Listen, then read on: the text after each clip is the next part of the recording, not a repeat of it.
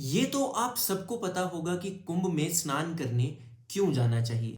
पर क्या आपको ये पता है कि कुंभ में क्यों नहीं जाना चाहिए? और अगर आप जाने का सोच रहे हैं तो इस वीडियो को एक बार आखिर तक देखिएगा। तो क्या महाकुंभ में जाना जरूरी है क्या? वो जहाँ बैठा वही महाकुंभ है। इसके ये भावना है कि मैं राधा राधा रटता हूँ, कहीं नहीं जाता, तो उसे कहीं जाने की जरूरत नहीं।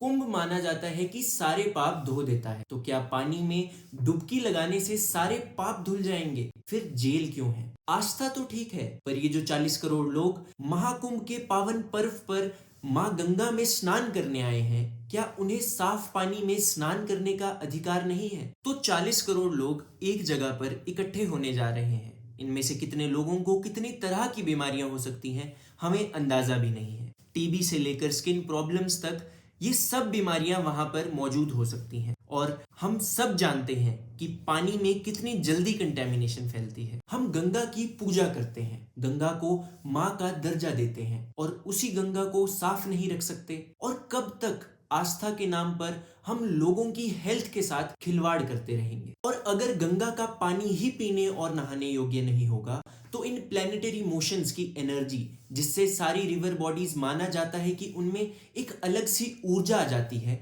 उसका अनुभव कोई कैसे कर सकेगा? इनका मक्का मदीना है, वहाँ पर तो सनातनी हिंदुओं की दुकानें नहीं है, वहाँ तो आप लोगों को जाने नहीं मिलता ना। धीरेन्द्र शास्त्री जैसे सो कॉल्ड संत इस धर्म के ठेकेदार बनना चाहते हैं। अगर वो कहेंगे कि मुसलमान महाकुंभ में ना आए, तो मुसलमानों को महाकुंभ में नहीं आना चाहिए। मेरे मायने में सद्भावना सनातन संस्कृति का एक अभिन्न अंग है।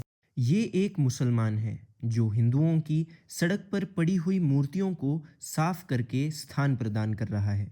हम भारत के नागरिक हैं, यहाँ हिंदू मुस्लिम नहीं चलता। जल पर सबका सार्वजनिक अधिकार है। इन फेमस क्रिकेटर को तो आप सब जानते होंगे। मेरा ये सवाल है धीरेन्द्र शास्त्री जी से, जब ये इंडियन क्रिकेटर्स बिना किसी धर्म के, बिना किसी जाति के अपने भारत के लिए ट्रॉफीज लेकर आए थे क्रिकेट में, तब आपने हिंदू मुस्लिम क्यों नहीं किया? आस्था और अंधविश्वास के बीच का अंतर मानो हम भारतीय भूलते ही जा रहे हैं। कुंभ माना जाता है कि सारे पाप धो देता है, तो क्या पानी में डुबकी लगाने से सारे पाप धुल जाएंगे? फिर जेल क्यों है? सभी कैदियों को डुबकी लगाओ, वो पाप मुक्त हो जाएंगे। ग्रंथों में तो ये भी कहा गया है कि अगर आप किसी भी जल को हाथ में पकड़कर गंगा माँ का सिमरन करेंगे, तो वो जल ही गंगा जल हो जाता है। हम सभी जानते हैं कि गंगा माँ के जल का सही उपयोग तभी है जब उनका जल साफ हो, और जब हम रिपोर्ट्स देखते हैं तो ये सब उल्टा प्रतीक होता है। अब आ जाते हैं international journal of infectious diseases पर। इस जर्नल में एक स्टडी प्रकाशित हुई जो कि की गई थी state surveillance office Uttar Pradesh department of health के द्वारा, और जिसमें वर्ल्ड हेल्थ ऑर्गेनाइजेशन भी शामिल था। तो इस स्टडी के मुताबिक डिजीज सर्विलेंस के दौरान 22 अक्यूट डिजीजेस और सिंड्रोम्स 2019 के कुंभ मेले में पाए गए थे। अब आगे बढ़ते हैं और जानते हैं कि एनजीटी का ऑर्डर क्या कह रहा था और क्यों गंगा की साफ सफाई और वाटर क्वालिटी पर एनजीटी का ऑर्डर आया। तो एनजीटी के ऑर्डर के पैरा 17 में उन्होंने स्टेट किया है कि महाकुंभ के दौरान कोई भी ड्रेन प्रयागराज के अंदर अनट्रीटेड सीवेज रिवर गंगा या यमुना में डिस्चार्ज नहीं करेगी। और अब ये डाटा मैंने यूपी पोल्यूशन कंट्रोल बोर्ड की साइट से उठाया है, जिसमें रीजनल लेबोरेटरी प्रयागराज ने रिवर गंगा के संगम में वाटर सैंपल्स ड्रॉ किए, और जिसकी एनालिसिस रिपोर्ट आपको दिख रही होगी, जिसके हिसाब से नॉर्मल नहाने के पानी से काफ़ी दूषित है ये पानी, जिससे बहुत ज़्यादा बीमारियां फैलेंगी।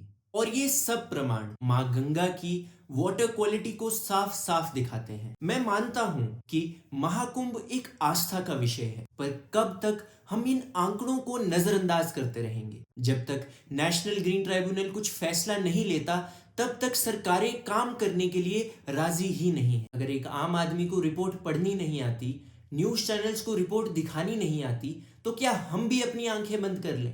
एक हिंदू होने के नाते क्या मैं भी आस्था के विषय पर चुप्पी साध लूं और ये सोचूं कि मेरा समाज मेरे बारे में क्या सोचेगा? मैं आपको साफ साफ कह दूं कि मुझे किसी से हिंदू होने का सर्टिफिकेट नहीं चाहिए। मेरा धर्म, मेरा हिंदू धर्म मुझे ये भी सिखाता है कि अपनी विद्या का इस्तेमाल अपने धर्म को सुधारने में भी किया जा सकता है। नहीं तो आजकल तो विज्ञान से जो धर्म को जोड़ना चाहे, उसे अक्सर लोग पागल घोषित कर देते हैं, जैसे कि हमने IIT बाबा वाले केस में देखा। तो क्या महाकुंभ में जाना जरूरी है क्या? वो जहाँ बैठा वही महाकुंभ है। इसके ये भावना है कि मैं राधा राधा रटता हूँ, कहीं नहीं जाता, तो उसे कहीं जाने की जरूरत नहीं।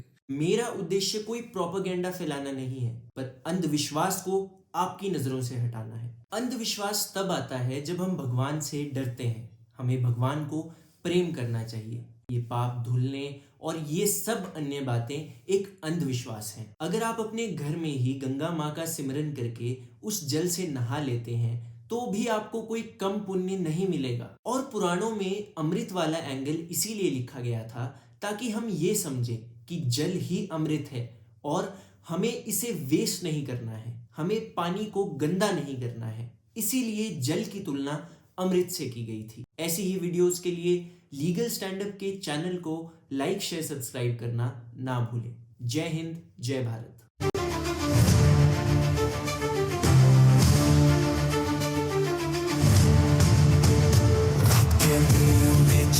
सुनाई की गुहार कोई सुन नहीं पाए।